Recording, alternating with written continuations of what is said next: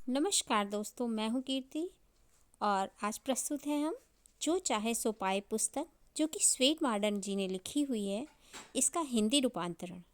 Topic है हमारे विचारों का दैनिक जीवन पर प्रभाव। ये पुस्तक आपकी चिंता का इलाज है। तो शुरू करते हैं। हम अपने एक एक विचार से अपने भविष्य का निर्माण करते हैं। यदि हमारे विचार अच्छे हैं, आदर्शवादी हैं, तो हमारा जीवन भी अच्छा ही होगा। यदि हमारे विचार बुरे हैं तो हमारा जीवन भी बुरा ही होगा। भाग्य का दूसरा नाम विचार है। अपने विचार के अनुसार हम अपने संसार का निर्माण करते हैं। इसलिए आप अपने लिए अपना भाग्य चुन लें और धैर्य से प्रतीक्षा करें। प्यार का फल प्यार मिलेगा और नफ़रत का नफ़रत। एक पुरानी लोक कथा है। एक कवि, बेचारा कोई विशेष पढ़ा लिखा तो था नहीं। उसे विरासत में एक समुद्री जहाज मिल गया। उसे सागर के बारे में कोई ज्ञान नहीं था। उसका सागर तो कल्पना ही थी, परंतु फिर भी उसके मस्तिष्क पर यह भूत सवार हो गया कि चलो सागर की सैर की जाए। परंतु उस जहाज को चलाए भी आप। जहाज का कमांडर बनने का शौक उसे सागर में ले गया। उसने अपने आप को जहाज का कप्तान घोषित कर दिया और जहाज के सारे कर्मचारियों को बुलाकर कहा, तुम सब लोग अपना अपना काम संभाल लो। अब मैं इस जहाज का कप्तान हूँ। ठीक है साहब, आप कप्तान, हम गुलाम। जो आपकी आज्ञा वही हमारा कर्तव्य। सभी कर्मचारियों ने उसकी हाँ में हाँ मिला दी और मन ही मन में हंसने भी लगे कि इस आदमी को जहाज़ की कप्तानी आती नहीं, फिर भी कप्तान बन गया। वे बेचारे मन ही मन में डरने भी लगे। जहाज़ चलने लगा। नया कप्तान देख रहा था कि कौन सा काम कैसे हो रहा है। सब लोगों का काम देखते देखते वह ऊपर डेक पर जा पहुंचा। वहां उसने देखा एक आदमी बहुत बड़े चक्र को घुमा रहा है, कभी इधर कभी उधर। उसने अपने सहायक से पूछा, यह आदमी क्या कर रहा है? साहब, यह आदमी हमारे जहाज़ के पतवार का चालक है। इसी के कारण हमारा जहाज़ ठीक दिशा में चलता है। अरे, इस आदमी के सहारे थोड़े ही जहाज़ चलता है। मुझे तो इस आदमी का काम बेकार लगता है। इसकी यहाँ पर कोई ज़रूरत नहीं, क्योंकि जहाज़ के कप्तान ही उसे सही दिशा में ले जाते हैं।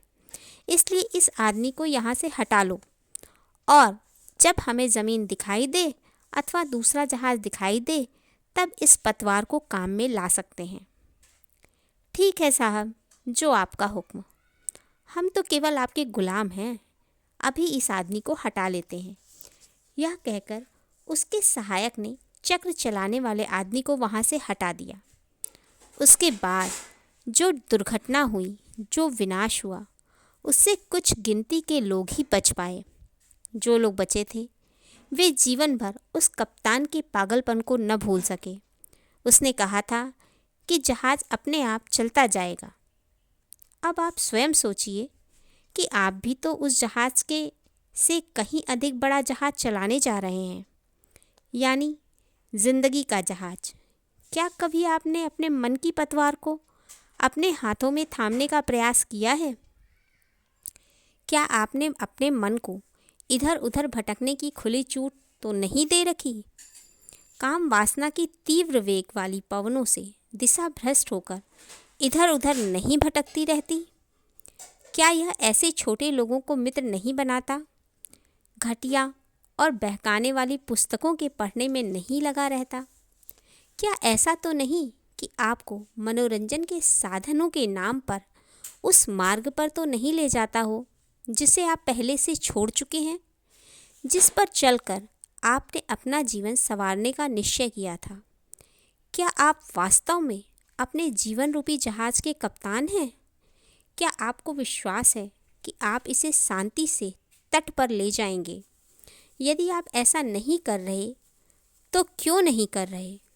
क्या आप अपने हालात को बस अपने बस में करके उनके स्वामी नहीं बनना चाहते? क्या ऐसा संभव है? क्या यह सब संभव है? और जितना आप कठिन समझते हैं उससे यह कहीं अधिक सरल है। ज़रूरत तो केवल इस बात की है कि जो आप चाहते हो उसके लिए आप में दृढ़ इच्छा शक्ति होनी चाहिए। इसके लिए आपको कुछ गुणवान जानकारी प्राप्त होनी चाहिए। जीवन के हर प्रयत्न को व्यक्ति अपने बस में कैसे कर सकता है, कैसे वह अपने इष्ट दिशा की ओर जीवन रूपी जहाज को मोड़ सकता है, यह जानना बहुत ज़रूरी है। यह जाने बिना उन विचारों की प्राप्ति नहीं हो सकती जिन्हें हम जीवन का निर्माण करने वाले विचार कहते हैं। मन हम पर राज करता है, मन ही हमारे संसार का राजा है। मन ही हमारे हर काम पर, हर प्रयत्न पर शासन करता है, किंतु उस मन की ही हम सबसे अधिक उपेक्षा करते हैं। उसे समझाने का हम प्रयत्न नहीं करते। हम मन की शक्तियों की प्रशंसा भी करते हैं। उस समय हम यही समझते हैं कि मन कभी बदलने वाला नहीं।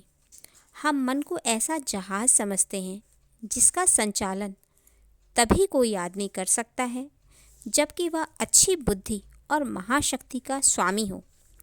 यदि वास्तव में ही आप अपनी भलाई चाहते हैं, यदि आप उनका हित चाहते हैं जो आप पर निर्भर है, तो अपने विचारों में ऐसी शक्ति पैदा कीजिए कि आप यह महसूस करने लगें कि आपके पास अपनी हर इच्छा पूरी करने की शक्ति है। हमारा मन एक ऐसा औजार है जिसका प्रयोग कोई आदमी तभी कर सकता है जब उसके पास तीव्र बुद्धि हो, उसे जीवन के बारे में कोई अनुभव हो। अनुभवहीन आदमी तो सदा मार खाता है। यदि आपके मन में सहन शक्ति है, आपका शरीर जीवन का बोझा उठाने योग्य है, तो फिर याद रखें कि आपके लिए भी शक्तिशाली मन रखना ज़रूरी है। विचारों को एक सीमा तक ही शक्तिशाली बनाया जा सकता है। विचारों का प्रशिक्षण और कंट्रोल करने का फल बहुत अधिक है, इसकी कोई सीमा नहीं। बहुत ही कम लोग अपने विचारों को बस में कर सकते हैं। यदि वे ऐसा करने में सफल हो जाएं, तो इसमें उनका भला हो सकता है। ऐसे भी बहुत से लोग देखने में आए हैं जो लापरवाह हैं। वे अपने विचारों पर काबू पाने का प्रयास ही नहीं करते, अपितु हर बात को भाग्य पर छोड़ देते हैं। कुछ ऐसे भी लोग हैं जो अपने विचारों को बेलगाम छोड़ देते हैं और इस प्रकार अपने जीवन की हर घटना को हालात पर अपने मन को मजबूर कर देते हैं कि वह हालात और घटनाओं का मुकाबला करने का कोई प्रयत्न न करे। यदि आप अपनी भलाई चाहते हैं, यदि आप उनका हित चाहते हैं जो कि आप पर आश्रित है, तो आपके लिए विचारों पर काबू पाने का उपाय आत्मविश्वास के उपाय का अध्ययन करने से बढ़कर अन्य किसी भी विषय का अध्ययन महत्वपूर्ण नहीं हो सकता, क्योंकि आपके व्यक्तित्व के विकास के लिए विचारों पर काबू पाने का विषय सबसे विशेष है।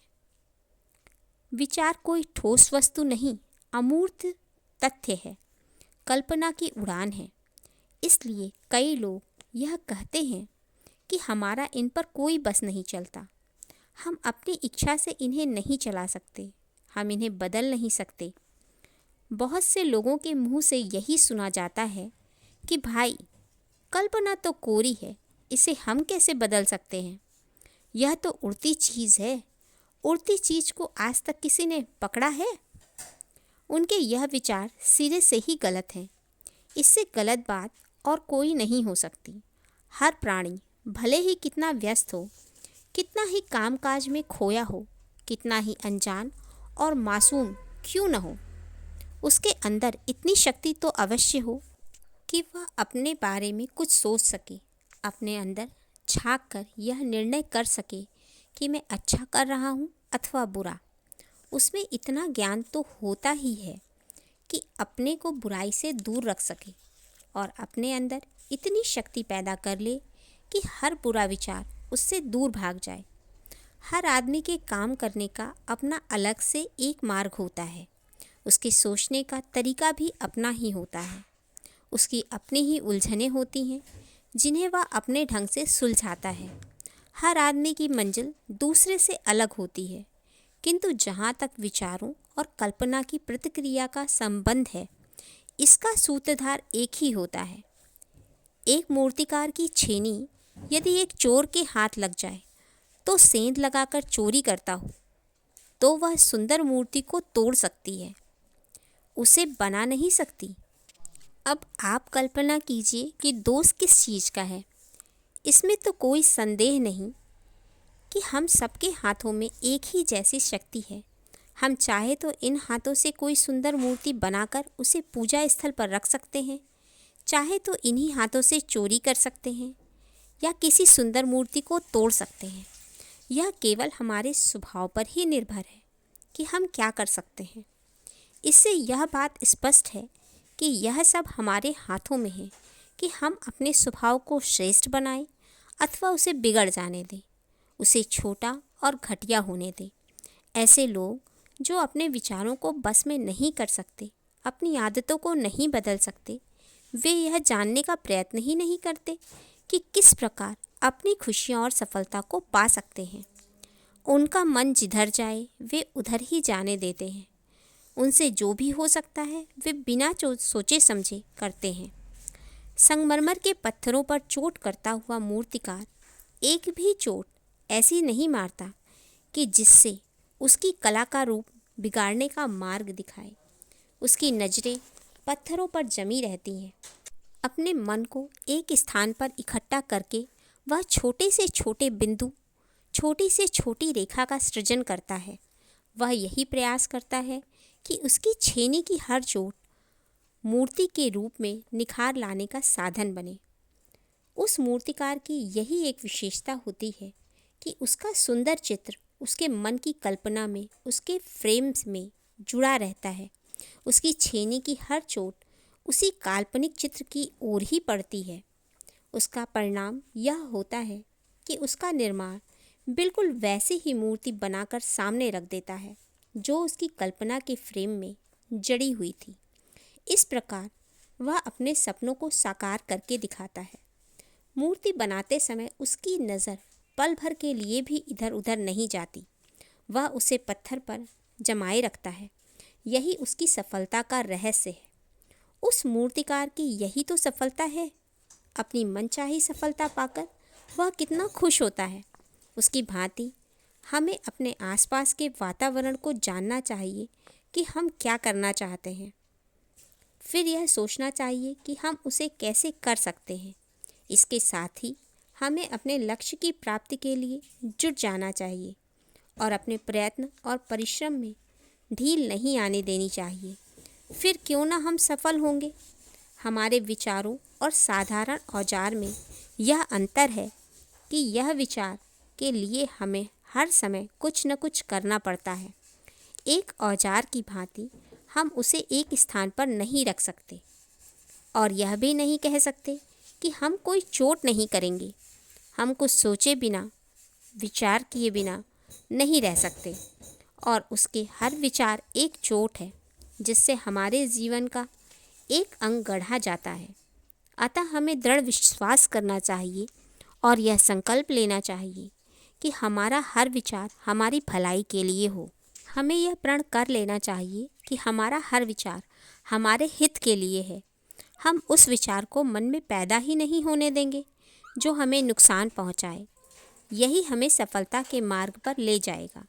हम चाहे जितनी भी सच्चाई और ईमानदारी से अपने विचारों को कंट्रोल करने और अपने समय पर उन्हें पूरा करने का प्रयत्न करें, हमारी पुरानी आदत उनमें बाधा डाले बिना नहीं रह सकती। हमारे सोचने का पुराना ढंग हमारे दिल की एकाग्रता को भंग किए बिना नहीं रह सकता।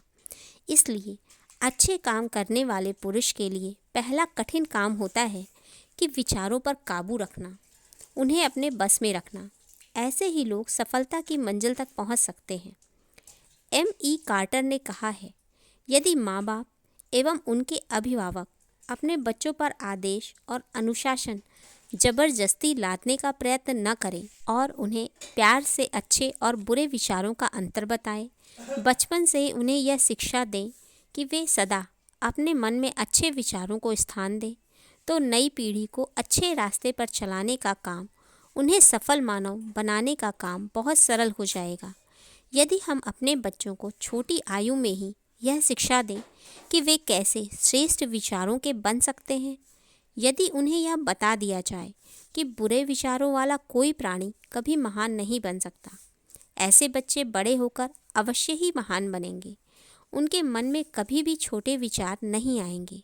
बचपन की यही शिक्षा बड़े होकर उनके जीवन में निखार लाएगी। उन्हें यह बात बार बार बताते जाएं कि आपको अपने मन को बस में करना है। यही तुम्हारा सर्वप्रथम कार्य है। जिसने मन जीता उसने तन जीता। जिसने मन और तन दोनों जीत लिए उसने सारा संसार जीत लिया। उसने अपने उद्देश्य की सफलता को प्राप्त कर लिया। जिन बच्चों को छोटी आयु में ही मन को बस में करने की आदत पड़ जाती है, वे अपने जीवन को खेद, दुख और चिंता से बचाए रखने में सफल रहते हैं। वे अपने जीवन के अंधेरों को प्रकाश में बदलने की शक्ति रखते हैं। इसके विपरीत जिन बच्चों को मन पर काबू पाने का पाठ बचपन में नहीं पढ़ाया जाता, जिन्हें यह नहीं बताया जाता कि आत्मविश्वास ही सबसे बड़ी शक्ति है, ऐसे बच्चे जीवन भर अंधेरों में भटकते रहते हैं। सफलता उनसे दूर भागती है। वे भाग्य का रोना रोने लग जाते हैं। इससे यह साबित हो जाता है कि अपने व्यक्तिगत और उनके हित के लिए जो हम पर ही जिम्मेदारी आती है कि हम उन बच्चों को संसार की हर बुराई से बचाने का प्रयत्न करें। बच्चों की आत्मा तो निर्मल होती है। यदि आप उसे बचपन में अच्छे विचारों से भरते रहेंगे तो वह अवश्य ही अच्छा बनेगा। इस प्रकार से अपना और अपने बच्चों का भविष्य उज्जवल बनाने के लिए अपने मन पर काबू पाने की शिक्षा प्राप्त करते रहें। हर विचार को अपनी भलाई के लिए प्रयोग करने का प्रयास करें। बुरे विचार तो आपके शत्रु हैं, फिर शत्रु से मित्रता कैसी? उसका तो नाश करना ही उचित है। धन्यवाद।